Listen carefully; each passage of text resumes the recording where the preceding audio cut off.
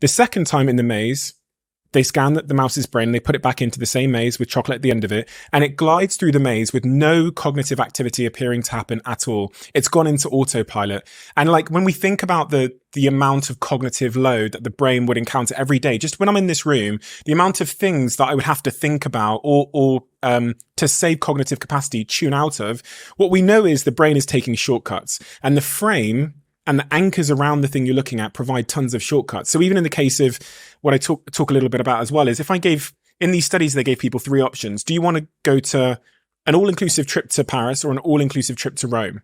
And in that study, people go, I want the all-inclusive trip to Paris. But in the second study, they say, do you want an all-inclusive trip to Paris or an all-inclusive trip to Rome or an all-inclusive trip to Rome without coffee? People suddenly choose the middle option, the all-inclusive trip to Rome. And it's purely because this third option, which has entered the frame, has tricked the mind to think, God, if they removed coffee from the all-inclusive trip to Rome, the all-inclusive trip to Rome must be way better because they haven't removed it from the trip to Paris. Yeah. A slight thing. And we see it again on menus and in electronic stores with TVs and